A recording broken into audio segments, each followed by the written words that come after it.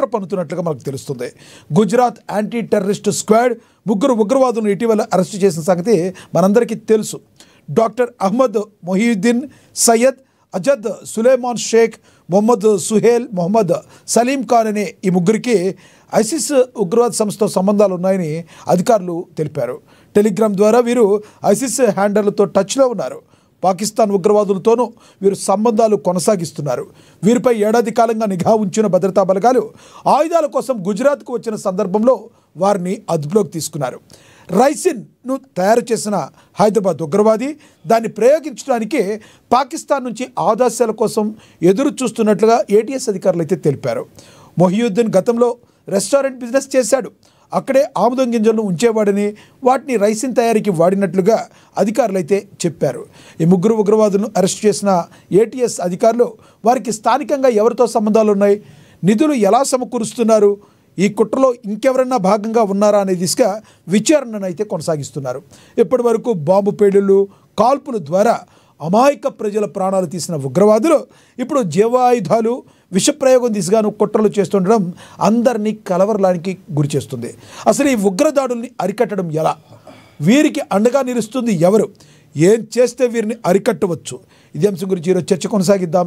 చర్చలో పాల్గొనేందుకు మనతో సిద్ధంగా ఉన్నారు, మనతో స్టూడియోలో అందుబాటులో ఉన్నారు విహెచ్పి నేత వెంకటేశ్వరరాజు గారు మనతో స్టూడియోలో అందుబాటులో ఉన్నారు. అదేవిధంగా జూమ్ కాల్లో మనతో అందుబాటులో ఉన్నారు శ్రీ శ్రీ శ్రీ రవిచంద్ర గురూజీ గారు కూడా మనతో జూమ్ కాల్లో అందుబాటులో ఉన్నారు. అదేవిధంగా మనకి ఫోన్ ద్వారా సీనియర్ జర్నలిస్ట్ అక్షర్ సింగ్ గారు కూడా అందుబాటులోకి వస్తారు. అదేవిధంగా జర్నలిస్ట్ పవన్ కృష్ణమూర్తి గారు కూడా మనకి అందుబాటులోకి వస్తారు. ముందుగా మనం అదేవిధంగా యాదగిరి గారు కూడా మనతో విహెచ్పి నేత ఫోన్ ద్వారా అందుబాటులోకి వస్తారు. ముందుగా మనం మన స్టూడియోలో అందుబాటులో ఉన్నారు విహెచ్పి నేత వెంకటేశ్వరరాజు గారితో మాట్లాడదాం. వెంకటేశ్వరరాజు గారు నమస్తే సార్. నమస్కారం అండి. వెంకటేశ్వరరాజు గారు ఎలా చూడాలంటారు? ఉగ్రమూకలు ఒకప్పుడు మనకి తెలుసు, ఇప్పటికీ కూడా బాంబులు మన రీసెంట్గా జరిగిన ఢిల్లీలో కూడా అది అనుకోకుండా జరిగింది, ఇంకా పెద్ద పేలుడికి కుట్ర చేశారని కూడా వార్తలు వచ్చినాయి. సమగ్ర సర్వే అయితే జరుగుతుంది. వీటితో పాటుగా ఈ విధంగా తినే ఆహారంలో కూడా వీళ్ళు విషవాయువులు నింపేందుకు ఈ రకంగా చేస్తుంటే అసలు మన ఇంటెలిజెన్స్ ఏమవుతుంది? ఇప్పుడు ఈ రకంగా వీళ్ళు ఇలా చేయటం వలన మనం ఎంత ప్రమాదంలో ఉంటామంటే దీన్ని పరిష్కరించడం ఎలా, ఏం చెప్తారు మీరు? దురదృష్టకర విషయం ఏంటంటే 2014 నుండి ఇప్పటి వరకు ఏ పేలుడు పదార్థాలు కానీ, పేలినటువంటి విషయాలు కానీ, ఎవరు ఎక్కడ ఏం జరిగినటువంటి విషయాలు ఇంతవరకు లేవు. అయితే ఈ 10th నవంబర్ 2025 నాడు ఏదైతే సాయంత్రం పూట రెడ్ ఫోర్ట్ దగ్గర జరిగినటువంటి ఏదైతే బాంబు పేలుడు ఏదైతే ఉందో, I-20 కారులో ఈ యొక్క బాంబు పేలింది. అయితే దానికి ముందుగా చాలా రోజుల క్రితం నుండే దీని యొక్క మీరు అన్నట్టుగా ఏంటంటే సంవత్సరం నుంచి వాళ్ళ యొక్క అంటే ఆచూకీ ఎలా అని చెప్పేసి ఇంటెలిజెన్స్ వర్గాలు కూడా చాలా చూస్తున్నాయి.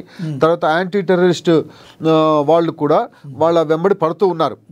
అయితే ఒకసారి ఏమైందంటే ఈ కాశ్మీర్లో ఈ ఏదైతే మన జరిగినటువంటి ఈ సంఘటన జరిగిన తర్వాత మన ఆపరేషన్ సింధూర్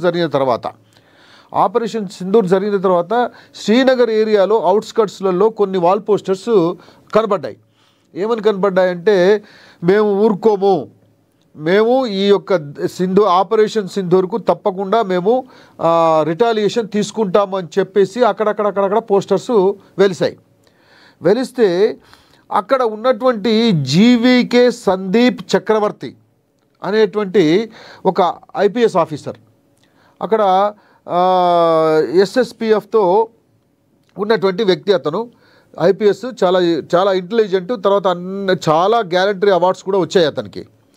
అయితే అతను ఏం చేశాడంటే దీని వెనుక ఉన్నది ఎవరు, దీని వెనుక ఉన్నటువంటిది ఏంటి, వీటన్నిటిని కూడా ఒకసారి చూడాలి, దీంట్లో డెప్త్గా వెళ్ళిపోవాలని చెప్పేసి అతను చేసినటువంటి ప్రయత్నం ఏదైతే ఉందో ఫలించింది. ఫలించిన తర్వాత ఎప్పుడైతే వీళ్ళు సంబడి అంటే ఇప్పుడు దాంట్లో కూడా ఒక డాక్టర్ షమీమ్ అని ఒక అంటే ఆమె ఒక MBBS డాక్టర్ కూడా, వీళ్ళందరూ డాక్టర్సే, మ్యాక్సిమం డాక్టర్స్ వీళ్ళంతా. అయితే వీళ్ళు అల్ఫా అనేటువంటి ఏదైతే సంస్థ ఏదైతే ఉందో దాంట్లో పనిచేస్తున్నటువంటి వ్యక్తులు వీళ్ళంతా. అయితే వీళ్ళు ఒక్క దగ్గర ఉండి చాలా అంటే ఐసిస్కి కానీ లేకపోతే జైషే మహమ్మద్కి కానీ తర్వాత ఈ ఉగ్రవాద సంస్థలకు లింకులు కలిగినటువంటి వీళ్ళు ఏం చేస్తున్నారంటే వాళ్ళ యొక్క ఆదేశాలను అనుసరించి వీళ్ళు ఏం చేయాలి, ఎలా చేస్తే మనం ఎక్కువ మందిని చంపొచ్చు అనేటువంటి భావంతో వాళ్ళు చేస్తున్నటువంటి ప్రయత్నాలు ఇవి. అయితే ముఖ్యంగా మీరు అన్నట్టుగా ఇప్పుడు ఆముదముతో ఈ అమోనియం వీటన్నిటిని కలిపి ఆ యొక్క విష పదార్థం ఏదైతే ఉందో, ఆ ఆయిల్ ఏదైతే ఉందో తినడానికి పంపించవచ్చు. నెంబర్ 1. నెంబర్ 2 ఏంటంటే కొన్ని ఈ తలాబ్ అంటారు కదా, చెరువులలో కూడా వాటిని ఉపయోగించవచ్చు, వేయచ్చు. దాని తర్వాత వాటర్ ట్యాంక్స్లలో కూడా వేయచ్చు. ఈ విధంగా అనేక మందిని అంటే ఎక్కువ మందిని చంపాలి అనేటువంటి ఉద్దేశంతో చేస్తున్నటువంటి ఆయిల్ అది. ఓకే.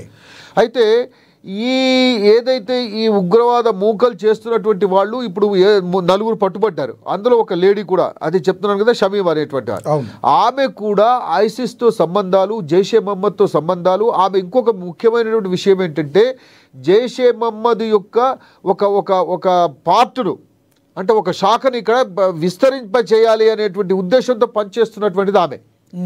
అయితే వీటన్నిటి ఇవన్నీ ఉన్నాయి కదా. అయితే దీంట్లో విషయం ఏంటంటే ఈ రెజిన్ అనేటువంటి ఆయిల్ ఏదైతే ఉందో, ఈ ఆముదముతో తయారు చేసినటువంటి దాంట్లో ఇంగ్రీడియంట్స్ అన్ని కలిపి ఆముదముతో తయారు చేస్తున్నటువంటి దీన్ని బహుళంగా అంటే ఎక్కువగా ఈ జనాలలో దీన్ని వదిలిపెట్టాలి అనేటువంటి భావనతో వాటిని తయారు చేస్తూ ఉన్నారు వాళ్ళు.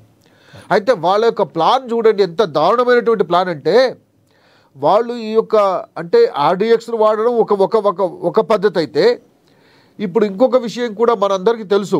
కొన్ని చాక్లెట్స్లలో తర్వాత కొన్ని తినే పదార్థాలలో ఈ హిందువులకు ఇచ్చేటువంటి వాటిలలో దాంట్లో ఒక ట్యాబ్లెట్స్ పెట్టి కూడా వాళ్ళు ఇస్తున్నారు ఈ మధ్య. ఆ ట్యాబ్లెట్స్ ఏం పని చేస్తున్నాయంటే వాళ్లకు ఉత్పత్తి కాకుండా అంటే ప్రొడక్షన్ కాకుండా, ప్రొడక్షన్ అంటే ఏంటి, మన ఏదైతే పిల్లలు పుట్టకుండా చేసేటువంటి హిందువులలో పిల్లలు పుట్టకూడదు, వీళ్ళ యొక్క అది ఆగిపోవాలి, ప్రొడక్షన్ అనేటువంటి ఆగిపోవాలి అనేటువంటి భావనతో వాళ్ళు ఈ మధ్య ట్యాబ్లెట్స్ కూడా పనిచేస్తూ ఉన్నటువంటి పరిస్థితి. అయితే ఇంకొక ముఖ్యమైనటువంటి విషయం ఏంటంటే ఇప్పుడు హైదరాబాద్లో ఇప్పుడు ఇతను ఏదైతే అరెస్ట్ అయినటువంటి డాక్టర్ కూడా మొహిద్దీన్ ఎవరైతే ఉన్నారో చైనాలో డాక్టర్ చదివి అక్కడి నుంచి వాడు అనేకమైనటువంటి దేశాలు తిరిగి మళ్ళీ ఇక్కడికి వచ్చి ఇప్పుడు అక్కడ పనిచేస్తున్నటువంటి పరిస్థితి. అయితే విషయం ఏంటంటే వీళ్ళందరూ కలిసి చేస్తున్నటువంటిది ఏంటంటే ఇండియాలో ఉన్నటువంటి హిందూ సాంప్రదాయాలను ఏదైతే అంటే మొత్తం హిందువులను వీళ్ళను చంపేసేయాలి అనేటువంటి భావన ఒకటి. రెండోది ఒకవేళ ఇటువంటిది కాకుంటే వాళ్ళను కన్వర్ట్ చేయాలనేటువంటిది. ఇవాళ మనందరికీ తెలుసు, ఇవాళ ఏది ఆడపిల్లలను భయంకరంగా వాళ్ళను తీసుకెళ్లి అనేక మంది, వేల మంది, వందల మంది లవ్ జిహాద్లో తీసుకెళ్లి వాళ్ళు ఫస్ట్ వాళ్ళని చాలా భయంకరంగా అతి ప్రేమగా తీసుకెళ్లి తర్వాత భయంకరంగా చంపుతున్నటువంటి సూట్ కేసులలో దొరుకుతున్నటువంటి పరిస్థితి మనందరికీ తెలుసు. అయితే ఎక్కడ ఏ టెర్రరిస్ట్ దొరికినా, ఎక్కడ ఎవరు దొరికినా హైదరాబాద్కు లింకులు ఉన్నాయి. ఇవాళ లింకులు దొరుకుతున్నాయి. అవును, ఇది గతం నుంచి కూడా ఇలాగే వస్తున్నాయి.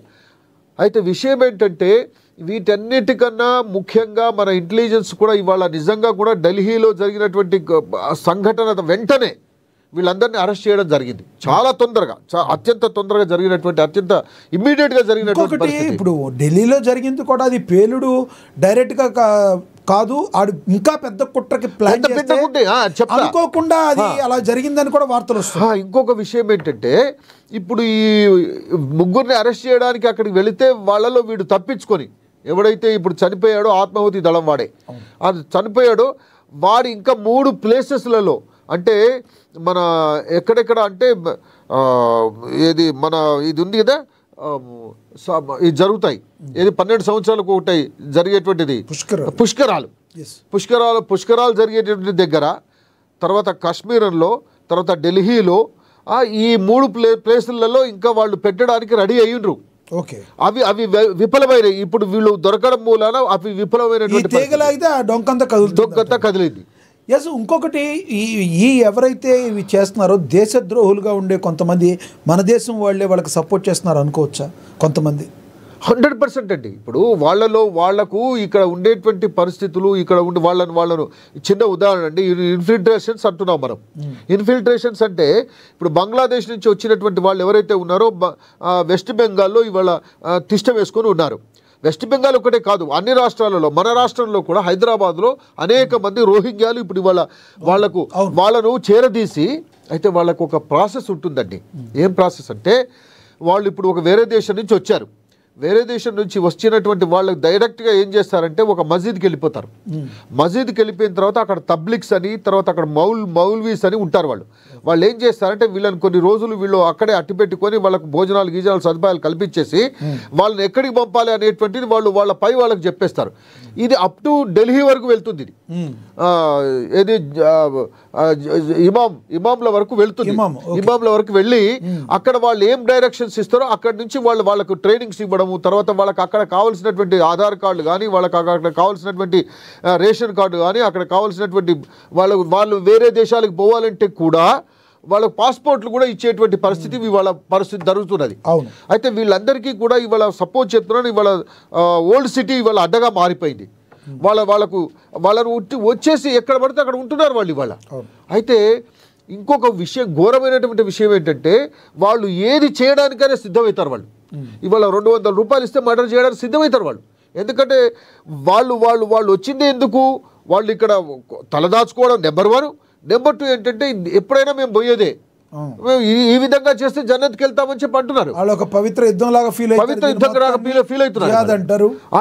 ఇంకొక విషయం అండి లక్ష్మీకాంత్ గారు, విషయం ఏంటంటే ఇవాళ మద్రసాలు ఉన్నాయండి. ఇవాళ మద్రసాలు ఏవైతే ఉన్నాయో మద్రసాలలో చదివినటువంటి పిల్లల్ని ఏవైతే ఇంటర్వ్యూ తీసుకుంటే, మీ ప్రైమ్ మినిస్టర్ ఎవరంటే అమరకు నయమాలు, అంటే మీ స్టేట్ యొక్క చీఫ్ మినిస్టర్ ఎవరు నయమాలు. అరే మీ ఏం తెలుసురా మీకంటే ఏకీ మాలుమే, ఏం మాలు మీకు అని అంటే వాడు ఏమంటాడంటే, हम काफिरों को मारना जन्नत को जाना, काफिरों को मारे तो क्या होता रहे, काफिरों को मारे तो जन्नत को जाते हम. जन्नत में क्या है, 72 మంది అమ్మాయిలతో మేము యాష్ చేస్తాం, మాకు ఇక్కడేం లేదు. రైట్, ఇక్కడేం లేదు. కాబట్టి అక్కడ ఉన్న అంటే వాళ్ళ యొక్క ట్రెండ్ చూడండి, వాళ్ళకు నేర్పుతున్నటువంటి పరిస్థితులు చూడండి. అంతేకాదండి, ఇంకొక విషయం చెప్తా. విషయం ఏంటంటే, ఇవాళ ఇమాములు చెప్తున్నటువంటి, అక్కడ ఉన్నటువంటి వాళ్ళు ట్విటర్స్ చెప్తున్నటువంటి పరిస్థితి ఏంటంటే, మీరు హిందువుల యొక్క పండుగలకు మీరు విషెస్ చెప్పకూడదు, అది వాళ్ళు కాఫిర్లు, ఇవాళ వాళ్ళు ఓపెన్గా చెప్తున్నారండి. కాఫిర్లను చంపితే మనం జన్నత్కు పోతామని చెప్పేసి వాళ్ళు ఓపెన్గా చెప్తున్నారు. ఇవాళ చిన్నప్పటి నుంచి కూడా ఒక విషయాన్ని ఎక్కించినట్టు పిల్లలకి అలా ఎక్కిస్తున్నారు వాళ్ళు. విషయం ఆ విధంగా పెరుగుతున్నటువంటి వాళ్ళు ఇవాళ డాక్టర్స్ అనేటువంటి చదువుకున్న వాళ్ళు అని అంటున్నారు అందరూ. ఇవాళ చదువుకున్న వాళ్ళు ఆ విధంగా వాళ్ళందరూ డాక్టర్సే వాళ్ళు. సో వీళ్ళు కూడా ఇలా చిన్నప్పటి నుంచి ఇలా తయారవడం వల్లే సో మన భారతీయుడు అండి ఈ రకంగా చేయడానికి పూనుకున్నాడు అంటారు మీరు. ఇది అంకురార్పణ బీజం అనేది మదర్సాల్లోనే పడుతున్నది. ఎస్ రైట్ సార్, మళ్ళీ వస్తాం మీ దగ్గరికి. మనం ఒకసారి శ్రీ రవిచంద్ర గురూజీ గారు ఉన్నారు జూమ్ కాల్ అందుబాటులో, ఆయనతో మాట్లాడదాం. గురూజీ నమస్తే సార్. శ్రీమాత్రే నమః.